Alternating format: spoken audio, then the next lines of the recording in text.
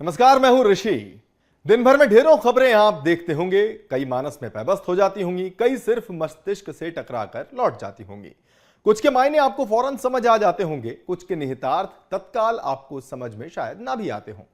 आपकी सहूलियत के लिए लेकर आया है BSTV दिन भर की प्रमुख खबरों का निचोड़। खबर क्या है, क्यों है, इसका मूल मंतव्य क्या है, इसके पीछे वजह क्या है, यह सारा विश्लेषण आपको सिर्फ आधे घंटे में देखने को मिलेगा। इसे देखिए तो आपकी दिन की बड़ी खबरों की जिज्ञासाएं यूं ही शांत हो जाएंगी। हर दिन इसी वक्त आपके लिए हम लेकर आते हैं खबरों का बेहतरीन विश्लेषण, ताकि आप भी कह सकें कि खबर तो ये है। तो चलिए, आज की जो प्रमुख खबरें हैं उन पर एक नजर पहले और फिर उनका विस्तार बाद में। आज आपको हम बताएंगे कि कैसे मध्य प्रदेश में अक्षय ऊर्जा क्रांति हो रही है। जी हां, अक्षय ऊर्जा में काम तो पहले से हो रहा था, लेकिन अब वो काम धीरे धीरे क्रांति कैसे बन गया और पूरे देश में पूर्व से पश्चिम तक जिसकी चर्चा हो रही है वो अक्षय ऊर्जा क्रांति क्या है, वो आपको बताएंगे। इसके अलावा हम आपको बताएंगे दो चीजें। एक तो ये कि मिशन महानिवेश क्या है और इस महानिवेश से मध्य प्रदेश के एक हिस्से की तस्वीर कैसे बदलने वाली है।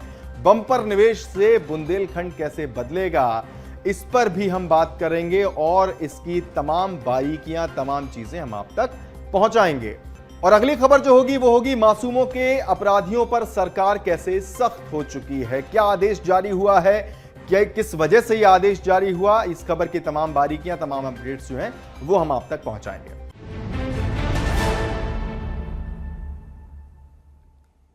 मेरा मध्य प्रदेश बदल रहा है, यह बात इसलिए क्योंकि जो पहले कभी नहीं हुआ वो बीते कुछ महीनों में ही देखने से मिल रहा है। पूर्व से पश्चिम तक मध्य प्रदेश की चर्चा हो रही है, इसलिए क्योंकि यहां पर निवेश को लेकर अभूतपूर्व रिस्पांस तो देखने में आया ही है। अक्षय ऊर्जा को लेकर सरकार की गंभीरता और प्रदेश में किए जा रहे कार्यों की चर्चा जिस तरह से हो रही है वो अपने आप में काबिले तारीफ है और कमाल भी है। जी हां, कमाल। मध्य प्रदेश में सौर ऊर्जा पर कमाल का काम किया जा रहा है। इस वैकल्पिक ऊर्जा के उत्पादन के क्षेत्र में तेजी से बढ़ोतरी हो रही है। प्रदेश में विश्व की सबसे बड़ी सौर परियोजनाओं में से एक स्थापित होकर शुरू हो चुकी है। इस विशाल परियोजना के अमेरिकन लोग भी दीवाने हो गए हैं। जी हां, तो आज की जो मूल खबर है पहली वो यही है कि कैसे अमेरिका मध्य प्रदेश का दीवाना हो गया। यहां तक कि विश्व प्रसिद्ध हार्वर्ड यूनिवर्सिटी ने सबसे बड़ी सौर परियोजना को केस स्टडी के रूप में अपने कोर्स में शामिल किया है। रीवा सौर परियोजना के अंतर्गत बड़े बड़े जो सौर ऊर्जा पार्क स्थापित किए हैं, इसने तो पहली बार देश में कोयला उत्पादित ऊर्जा से भी सस्ती सौर ऊर्जा उपस्थित की है, जिसके कारण से दिल्ली की मेट्रो को भी हमारे यहाँ से सौर ऊर्जा दी जा रही है। यही कारण है कि ऐसे कई यूनिवर्सिटियां, हार्वर्ड यूनिवर्सिटी में भी इसे केस स्टडी के नाते से पढ़ाया जा रहा है। आगर, शाजापुर, नीमच सौर परियोजना में नीमच सौर परियोजना में बिजली का टैरिफ तो 2.14 रुपए प्रति यूनिट है, जो देश का न्यूनतम है। इसी परियोजना से प्रदेश में भारतीय रेल को भी हम बिजली सप्लाई कर रहे हैं। आगर, शाजापुर, नीमच में 1500 मेगावाट का सोलर परियोजना निर्माणाधीन है। मध्य प्रदेश असंभव को भी संभव करने में अपनी विशेष भूमिका रखता है। यही कारण है कि मां नर्मदा सुप्रसिद्ध 12 ज्योतिर्लिंग में से एक ओंकारेश्वर में हम 600 मेगावाट की क्षमता का दुनिया की सबसे बड़ी फ्लोटिंग सोलर परियोजना विकसित कर रहे हैं। तो मध्य प्रदेश के रीवा में विश्व का सबसे बड़ा ultra mega solar power park और प्लांट है।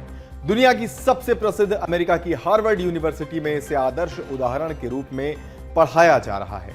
हार्वर्ड यूनिवर्सिटी में रीवा सोलर प्लांट के उत्कृष्ट प्रबंधन, संचालन और सौर ऊर्जा उत्पादन के बारे में विद्यार्थियों को बताया जा रहा है। Rewa ultra mega solar power plant न सिर्फ विश्व के सबसे बड़े सौर ऊर्जा प्लांट्स में से एक है, बल्कि विश्व में सबसे सस्ती दर पर व्यावसायिक ऊर्जा उत्पादन करने वाला प्लांट भी है। यहां महज 3 रुपए 30 पैसे प्रति यूनिट के रेट पर बिजली उपलब्ध होती है। खास बात यह है कि बिजली की यह व्यवस्था अगले 25 सालों के लिए की गई है। भारत सरकार ने साल 2014 में सोलर पार्क योजना की शुरुआत की थी। इसका उद्देश्य सोलर पावर को बढ़ावा देना था। इस योजना में 500 मेगावाट क्षमता से ज्यादा की सोलर परियोजनाओं को सोलर पार्क में शामिल किया गया और उन्हें कहा गया अल्ट्रा मेगा सोलर पार्क, यानी वो जो 500 मेगावाट से ज्यादा बिजली उत्पादन में सक्षम हो।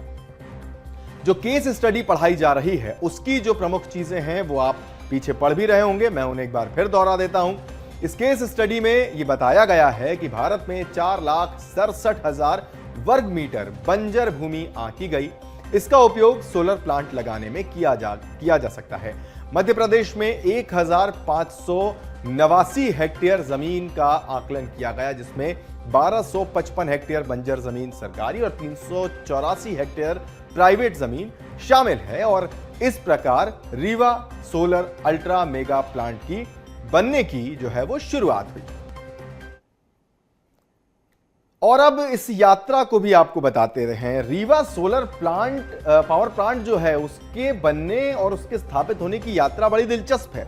शुरुआत हुई जून 2014 में, माफ कीजिए, जब बड़वार गांव में 275 हेक्टेयर जमीन आवंटन के साथ शुरू किया गया इस परियोजना को। राज्य सरकार ने अप्रैल 2015 में Rewa ultra mega solar plant की स्थापना का अनुमोदन किया गया और 2 महीने बाद Rewa ultra mega solar limited की स्थापना हुई। इसमें मध्य प्रदेश ऊर्जा विकास निगम और SECI के साथ 50-50% का ज्वाइंट वेंचर बनकर स्थापित हुआ। इसके बाद जगह का चुनाव हुआ। बड़वार, बरसेटा देश, बरसेटा पहाड़, इतर पहाड़, रामनगर पहाड़, इन जगहों पर इन गांवों में 981 हेक्टेयर जमीन का आवंटन किया गया। 2018 और 19 तक और भी गांवों में उपलब्ध बंजर जमीन को परियोजना के लिए आवंटित किया गया और उसे जोड़ा गया। कमाल की बात यह है कि अप्रैल 2019 में दिल्ली मेट्रो रेलवे कॉरपोरेशन को पावर सप्लाई देना शुरू किया गया। ये कदम जो था न सिर्फ मध्य प्रदेश के लिए बल्कि एक स्टेट से दूसरे स्टेट में पावर ट्रांसमिशन के क्षेत्र में पूरे देश में एक बहुत बड़ा कदम माना गया। जनवरी 2020 से पूरी तरह से यहां पर व्यावसायिक उत्पादन जो है वो शुरू हो गया। और अब मध्य प्रदेश की क्षमता की बात कर लेते हैं। क्षमता अक्षय ऊर्जा की, क्षमता नवकरणीय ऊर्जा की, क्षमता जिसमें मध्य प्रदेश नए नए कीर्तिमान बना रहा है। 2012 में प्रदेश की नवकरणीय ऊर्जा की क्षमता लगभग 500 मेगावाट थी, जो अब बढ़कर 7,000 मेगावाट हो चुकी है। 2030 तक इसे बढ़ाकर 20,000 मेगावाट करने की योजना है। बताया हमने आपको कि प्रदेश में रीवा जैसी परियोजनाएं मौजूद हैं। इसके अलावा शायद आपने सुना हो कि ओंकारेश्वर जैसी परियोजनाएं जो फ्लोटिंग सोलर पैनल्स हैं वो भी अपने आप में एक लैंडमार्क बने हुए हैं। और ये तमाम परियोजनाएं देश में राज्य सरकार के दृढ़ संकल्प और इच्छा शक्ति को बताने के लिए काफी हैं। 1590 हेक्टेयर का रीवा का सोलर प्रोजेक्ट विश्व के सबसे बड़े सिंगल साइट सौर यंत्रों में से एक है।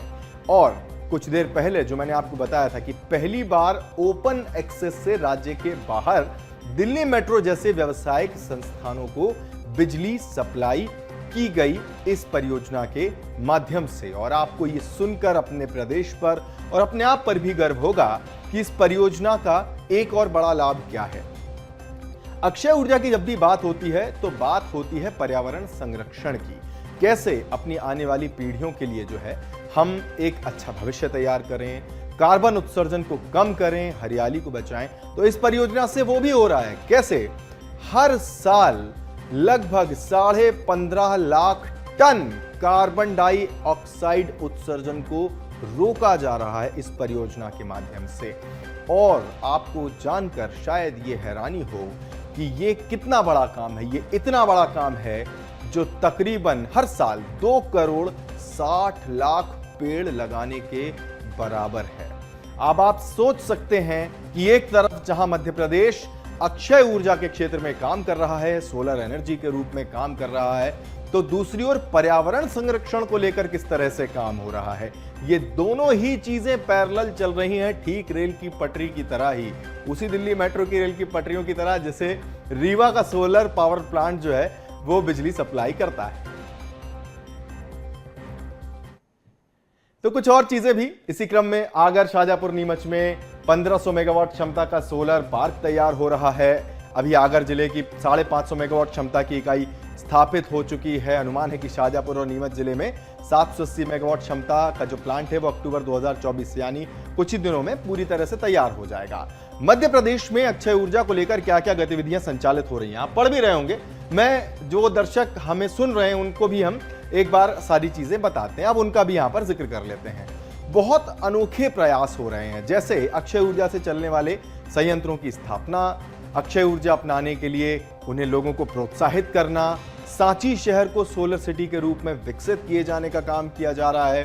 शासकीय कार्यालयों, आंगनवाड़ी भवनों और चिकित्सा केंद्रों को सौर ऊर्जा से चलाया जा रहा है। सोलर पैनल जो है वो उनकी छतों पर प्लेस किए जा रहे हैं। तकनीकी शिक्षा विभाग के 12 संस्थानों को सौर ऊर्जा से चलाया जा रहा है। Rewa ultra mega solar power परियोजना, मैंने आपको बताया कि एशिया की सबसे बड़ी सौर ऊर्जा परियोजनाओं में से एक है। शाहजहांपुर, आगर और नीमच का भी हमने आपसे जिक्र किया कि यहां पर भी सोलर पार्क बनाने की योजना है, वो तैयारी चल रही है। छतरपुर में, बुंदेलखंड में बरेठी सोलर पावर परियोजना भी एक प्रमुख परियोजना है जिस पर काम किया जा रहा है। इसके अलावा भोपाल के पास मंडीदीप में 400 औद्योगिक इकाइयों के लिए सौर ऊर्जा परियोजना पर काम किया जा रहा है। इन सब के साथ जो एक और बड़ी चीज है उसे आप पढ़ भी लीजिए अच्छे से कि Madhya Pradesh green energy corridor का हिस्सा है। ग्रीन एनर्जी कॉरिडोर यानी जो भविष्य के लिए ऊर्जा संरक्षण का काम करना है, क्लीन एनर्जी, ग्रीन एनर्जी का जो संदेश है उसे कैसे इंप्लीमेंट करना है, उसका जो पूरा प्रोजेक्ट है, उस पूरे प्रोजेक्ट को लेकर एक विशेष कॉरिडोर बनाया गया है और मध्य प्रदेश उसी ग्रीन एनर्जी कॉरिडोर का एक महत्वपूर्ण हिस्सा है। तो अक्षय ऊर्जा के क्षेत्र में क्या कुछ हो रहा है ये तो हमने आपको बता दिया। इसके पैरेलल एक और चीज हो रही है। अक्षय ऊर्जा के साथ मिशन महानिवेश जो आप पीछे पढ़ रहे हैं उसको लाने का जो कारण है वो पहले मैं आपको बता देता हूं। दरअसल अब से कुछ ही दिन पहले गांधीनगर में री इन्वेस्ट 2024 का आयोजन किया गया था और इसमें मध्य प्रदेश की खूब चर्चा हुई। चर्चा इसलिए हुई क्योंकि अक्षय ऊर्जा को लेकर जो काम यहां पर किए जा रहे हैं उन्हें री इन्वेस्ट में उठाना, और सीएम डॉक्टर मोहन यादव ने जिस तरह से वहां पर अपनी बात रखी, मध्य प्रदेश में किए जा रहे नवाचारों के बारे में बताया, वो काबिले गौर है। काबिले गौर इसलिए भी कि नए साल यानी 2025 के फरवरी में इन्वेस्टर समिट का आयोजन राजधानी भोपाल में किया जाना है। राजधानी भोपाल के जंबूरी मैदान पर पहली बार इन्वेस्टर समिट का आयोजन किया जाएगा। यह आयोजन नए साल के दूसरे महीने यानी फरवरी के महीने में होगा। तारीख अभी तय नहीं है, जल्दी उद्योग विभाग इसके लिए तारीख जो है वो जारी कर देगा, वो भी हम आपको बता देंगे। फिलहाल आयोजन को लेकर उद्योग विभाग की तैयारियां जोरों शोरों पर है। उद्योग विभाग के जरिए इन्वेस्टर समिट के भव्य आयोजन की रूपरेखा तैयार की जा रही है। इस समिट में देश सहित विदेशों के भी उद्योगपतियों को आमंत्रित किया जाएगा। इस समिट से बड़े निवेश के प्रस्ताव की उम्मीद है। मूल खबर इसी पर हम रहेंगे। इस समिट से बड़े निवेश के प्रस्ताव की उम्मीद है। इसके अलावा प्रदेश में कृषि, उद्यानिकी, खनिज और मैन पावर के आकलन की एक रिपोर्ट भी तैयार की जा रही है ताकि जो उद्योगपति आएंगे उन्हें जल्दी से ये रिपोर्ट दिखाकर ये बता दिया जाए कि मध्य प्रदेश निवेश के लिए कितना तैयार है, उन्हें निवेश के लिए कैसे आकर्षित किया जाए, ये इस रिपोर्ट में होगा। तो महत्वपूर्ण आयोजन जो है वो अगले साल फरवरी में होना है, लेकिन उसके पहले जो प्री इन्वेस्टर समिट इवेंट हो रहे हैं अब हम उसका जिक्र यहां पर आपसे करेंगे। तो जो प्री इन्वेस्टर समिट हो रहे हैं उसमें सबसे ज्यादा चर्चा में है रीजनल इंडस्ट्री कॉन्क्लेव। प्रदेश के अलग अलग हिस्सों में रीजनल इंडस्ट्री कॉन्क्लेव्स का आयोजन किया जा रहा है। ये प्री इन्वेस्टर समिट इवेंट है। मध्य प्रदेश में निवेश की हलचल को तेज रखने की कोशिशें हैं। मुख्यमंत्री डॉक्टर मोहन यादव के नेतृत्व में अब तक उज्जैन, जबलपुर और ग्वालियर में रीजनल इंडस्ट्री कॉन्क्लेव का आयोजन हो चुका है। उज्जैन में तकरीबन 10,000 करोड़ रुपए, जबलपुर में तकरीबन 15,000 करोड़ रुपए और ग्वालियर में लगभग 8,500 करोड़ रुपए के निवेश प्रस्ताव जो है वो अभी तक आ चुके हैं। अब जो अगली रीजनल इंडस्ट्री कॉन्क्लेव है वो होने जा रही है बुंदेलखंड में, और बुंदेलखंड जो है वो बंपर निवेश से कैसे बदलेगा इस खबर को अब हम आपको बताने जा रहे हैं। तो बंपर निवेश से बुंदेलखंड कैसे बदलेगा, इसी क्रम में अब आने वाली 27 सितंबर को सागर में रीजनल इंडस्ट्री कॉन्क्लेव का आयोजन किया जाना है। प्रदेश में कुटीर उद्योगों के रूप में बीड़ी और अगरबत्ती उद्योग घर घर में होता था। सागर क्षेत्र में यह विशेष पहचान रखता था। वर्तमान में सागर क्षेत्र में खनिज सेक्टर भी प्रमुख गतिविधि के रूप में उभरा है। बिना रिफाइनरी की हम बात करेंगे। क्षेत्रीय स्तर पर आयोजित समिट के माध्यम से निवेश और औद्योगिक गतिविधियों को क्षेत्रीय स्तर तक ले जाने में मदद मिली है। इसके साथ ही प्रदेश में जो उद्योगपति पहले से सक्रिय हैं, उनकी गतिविधियों के विस्तारीकरण और विविधीकरण के लिए भी प्रदेश में अवसर उपलब्ध हैं। राज्य सरकार सहयोगात्मक रूप के साथ सकारात्मक वातावरण निर्मित करते हुए शिक्षा, चिकित्सा, उद्योग, खनन, वनीकरण और पर्यटन सहित सभी क्षेत्रों में गतिविधियों के विस्तार और विकास के लिए प्रतिबद्ध नजर आ रही है। और अब इन सारी चीजों की जो वानगी है वो अब दिखाई देगी बुंदेलखंड में। कैसे इन सारी चीजों के साथ बुंदेलखंड पर अब नजर है सरकार की भी, और कोशिश है कि जो निवेशक हैं उनकी नजर भी इस क्षेत्र पर जाए, उसे अब हम समझेंगे। दरअसल सागर रीजनल इंडस्ट्री कॉन्क्लेव बुंदेलखंड क्षेत्र में औद्योगिक विकास की दिशा में एक महत्वपूर्ण कदम साबित होगा। 27 सितंबर को सागर जिले में आयोजित होना है ये कॉन्क्लेव। इस कॉन्क्लेव का मुख्य आकर्षण जो है वो होगी बीना रिफाइनरी और इसका विस्तार। दरअसल इसके विस्तार की जो शुरुआत है उसकी नींव 14 सितंबर 2023 को प्रधानमंत्री नरेंद्र मोदी रख चुके हैं, और तब इस परियोजना के तहत पेट्रोकेमिकल्स कॉम्प्लेक्स और रिफाइनरी विस्तार के लिए 49,000 करोड़ रुपए का निवेश किए जाने की बात कही। वो काम भी इस वक्त चल रहा है। अब इससे होगा क्या? दरअसल इसके विस्तार से 10 अलग अलग सेक्टर्स में निवेश की नई संभावनाएं बनेंगी। बिना रिफाइनरी तो अपने आप में एक बड़ा कदम है ही, एक बड़ा उद्योग है ही, लेकिन अब इससे कैसे निवेश बढ़ेगा, कैसे जो उद्योगों की संभावना है वो उनको समझ लेते हैं। दरअसल प्लास्टिक, ऑटोमोबाइल पार्ट्स, मेडिकल उपकरण, पैकेजिंग सामग्री, मोल्डेड फर्नीचर, ये तमाम जो इंडस्ट्रीज हैं इन्हें बूम मिलेगा। इसके अलावा डाउनस्ट्रीम व्यापार इकाइयों के लिए भी दरवाजे खुलेंगे। और इन सबसे होगा क्या? इन सबसे होगा ये साहब कि 20,000 से ज्यादा नौकरियों के अवसर मिलेंगे। 20,000 से ज्यादा युवाओं को इस क्षेत्र में काम करने का मौका मिलेगा। 20,000 से ज्यादा नौकरियां लगभग 10 से ज्यादा सेक्टर्स में। उस बुंदेलखंड में जो सूखे के लिए जाना जाता है, वो बुंदेलखंड जो पलायन के लिए जाना जाता है, वो बुंदेलखंड जो कई बार बेरोजगार युवाओं की परेशानियों के लिए जाना जाता है। आप समझ रहे हैं कि इस बंपर निवेश से बुंदेलखंड की तस्वीर कैसे बदलेगी? तो साहब कुछ इसी तरह से बदलेगी। और बिना रिफाइनरी कैसे खास है ये अब हम आपको बता देते हैं। जहां से इतनी सारी संभावनाएं बन रही हैं, जहां से 20,000 नौकरियां निकल रही हैं, जहां से 10 नए उद्योगों को बढ़ने का रास्ता मिल रहा है, थोड़ा सा इसका विस्तार भी। बिना रिफाइनरी से कुछ और उद्योग हैं जो जुड़े हुए हैं। सीधी भाषा में कहें तो बिना रिफाइनरी से कुछ और उद्योगों का रास्ता भी खुलता है। कैसे? थोड़ा डिकोड करते जाते हैं। आप देख रहे होंगे टीवी स्क्रीन पर अपनी। ट्रांसपोर्ट क्षेत्र में रिफाइनरी से गैसोलीन, डीजल और जेट ईंधन जैसी सामग्रियों का उत्पादन होता है जो वाहनों के लिए जरूरी है। रासायनिक क्षेत्र की बात कर लेते हैं। एथिलीन, प्रोपिलीन, बेंजीन, ये तमाम रसायन जो हैं उन्हें तैयार किया जाता है। इनका इस्तेमाल होता है प्लास्टिक और सिंथेटिक उत्पादों के निर्माण में। फार्मास्यूटिकल क्षेत्र में साहब यहां पर बहुत कीमती चीजें निकलती हैं। पेट्रोकेमिकल्स से दवाओं के निर्माण के लिए जो जरूरी औषधीय यौगिक होते हैं बड़ी मात्रा में, वो इस रिफाइनरी से निकलते हैं। कृषि क्षेत्र के लिए उर्वरक और कीटनाशकों का उत्पादन पेट्रो रसायनों के माध्यम से किया जाता है। ऊर्जा और निर्माण क्षेत्र में बिजली संयंत्रों और सड़कों के निर्माण में इस्तेमाल होने वाले बिटुमेन, ये एक महत्वपूर्ण पदार्थ होता है। यह आमतौर पर रिफाइनरीज में ही बनता है और बिना रिफाइनरी जो है वो इसका एक बड़ा उत्पादक है। ये तमाम चीजें यहां बनती हैं। उपभोक्ता वस्तु और कपड़ा क्षेत्र में प्लास्टिक पैकेजिंग, डिटर्जेंट, पॉलिस्टर जिससे कपड़ा बनता है, ये तमाम चीजें पेट्रोकेमिकल से ही बनाई जाती हैं। इसके अलावा ऑटोमोटिव और इलेक्ट्रॉनिक्स क्षेत्र में ऑटो पार्ट्स और इलेक्ट्रॉनिक घटकों का निर्माण पेट्रोकेमिकल्स के जरिए होता है। तो बिना रिफाइनरी परियोजना से ये तमाम सारे उद्योग जुड़ते हैं। अब बिना रिफाइनरी जिसे 49,000 करोड़ के निवेश से विस्तारित किया जा रहा है, वो जब 10 नई उद्योगों को रास्ता देगा, 10 नए उद्योगों के लिए रास्ता बनाएगा, तो ये उनकी कुछ तस्वीरें, कुछ पॉइंट्स जो हैं वो आपने यहां पर समझे होंगे कि कैसे बीना ने अपने आप को रोजगार का एक बड़ा हब बनाया, और अब वो हब जो है वो और ज्यादा बड़ा होने जा रहा है जल्दी ही, जब सागर में रीजनल इंडस्ट्री कॉन्क्लेव का आयोजन होगा। और अब वो खबर जो आपके लिए जानना बेहद जरूरी है।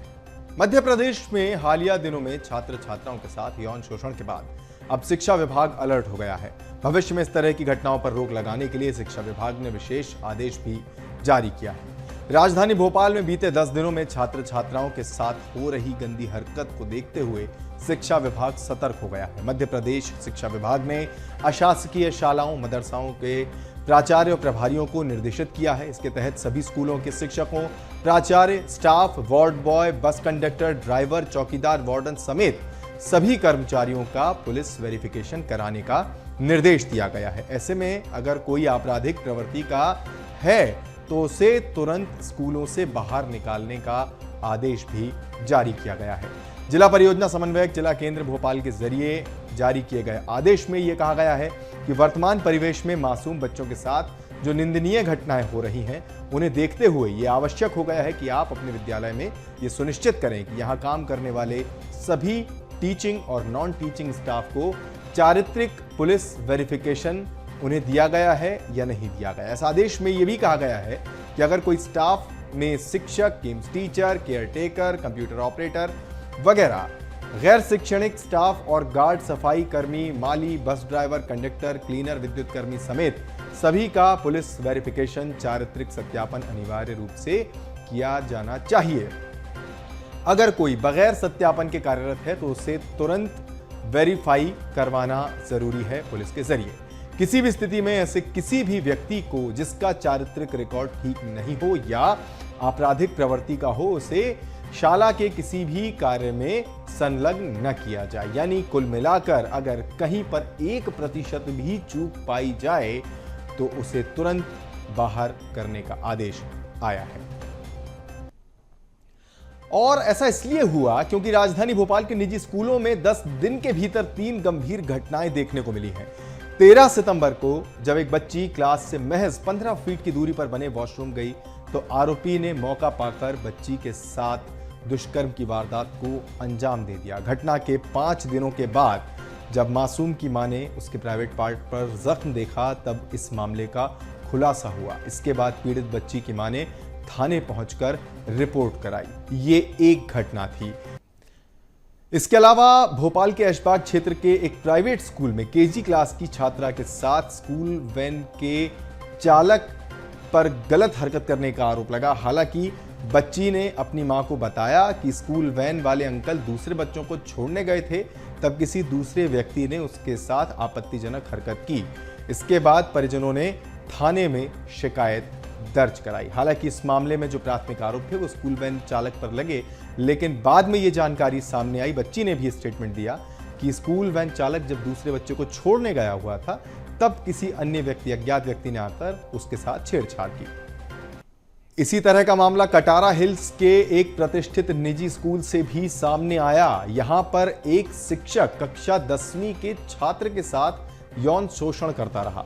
शिक्षक सोशल मीडिया पर मैसेज कर छात्र को बुलाता था और कार में उसके साथ यौन शोषण करता था और पीड़न से तंग आकर छात्र ने क्लास के सामने अपनी बात रखी।